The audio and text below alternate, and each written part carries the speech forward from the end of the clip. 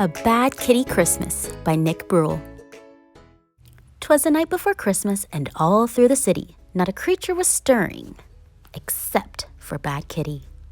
How did she get here? You may ask yourself. It's a very long story. I'll tell it myself. First thing this morning, I awoke to a clatter. I ran down the stairs and asked, "What's the matter?" That's when I found Kitty in the midst of her caper. She tore through the gifts and was covered in paper. The angel was ambushed. The books were all bumped. The cards were all crushed. The drums were all dumped. The eggnog was ended. The fruitcake was flung. The gifts were all gutted. The holly unhung. The icicles injured. The jingle bells jumped. Kris Kringle was kicked. The lights were all lumped. The manger was mauled. The nutcracker nailed. The ornaments ousted. The poinsettia paled. The quiet was quashed. The ribbons ripped up. The star was sent swirling. The tree was tripped up. The unicorn uglied. Vixen was vexed. The wreath looked just wretched. The xylophone exed. Our Yuletide looked yucky. My zeal had been zapped when I had found Kitty in the shreds where she napped. Oh, Kitty, bad Kitty, I'm filled with distress. You've ruined our Christmas. Just look at this mess.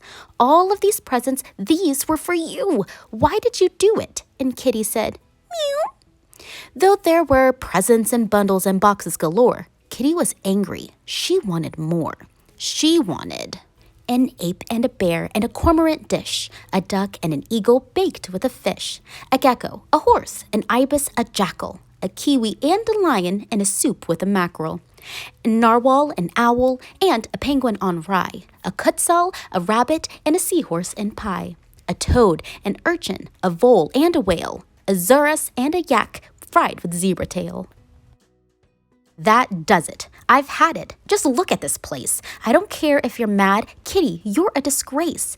I've never known someone so selfish and greedy. 'Tis a season, you know, to give to the needy. I'd better start cleaning. What will you do? Do you feel like helping? And Kitty said, mew. She was still miffed when we packed up to go on an afternoon trip in the Christmas Eve snow. As we left for the city to see Uncle Murray, the window was open, and she left in a hurry. "Oh, Kitty, dear Kitty, don't go, you must stay," we shouted and cried as she ran away. But she still abandoned us, right there and then. We thought that we'd never see Kitty again. "Oh no, not puppy too, come back, come back." 'Twas the night before Christmas, and out on the street I saw a little black cat with little wet feet. She sat in an alley, a path dark and scary. She didn't look jolly. She didn't look merry. She looked so alone as she sat there and pondered, as if she was lost and unsure where she'd wandered. And then she began to meow and to bellow. She cried for a while until I said, "Hello. What do we have here? The little black cat.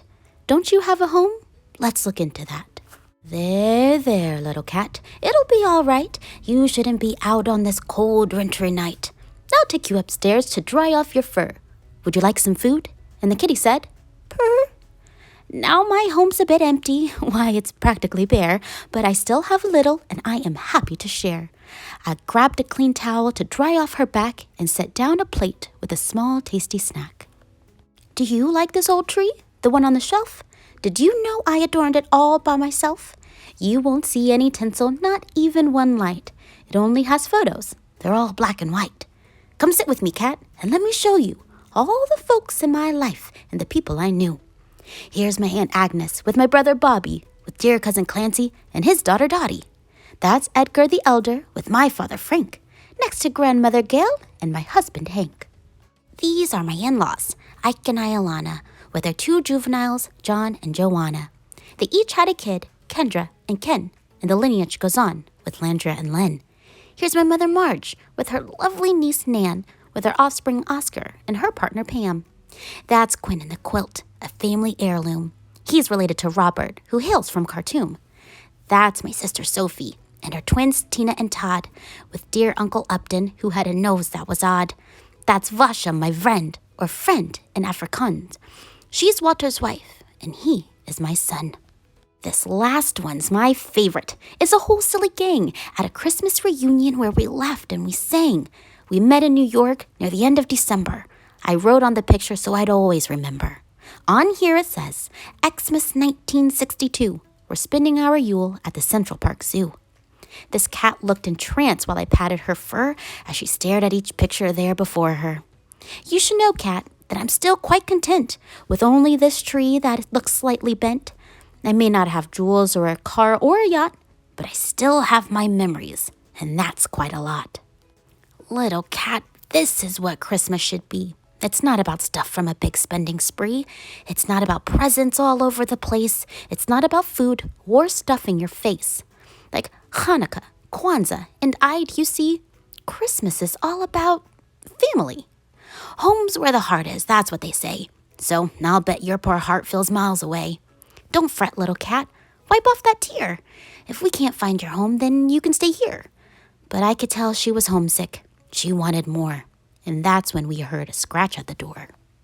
There's someone to see you, you lucky black cat. I think he knows where your home is at. Like a furry black flash, she flew out the door. She was moving so fast, she didn't touch the floor. I guess you'll be leaving, I said with a sigh. I'm so glad I met you. Tell your folks I said hi. So I sat in my chair and put my tree in my lap and settled myself for a long winter nap. I was happy to know she had a home of her own. Too bad I'd be spending my Christmas alone.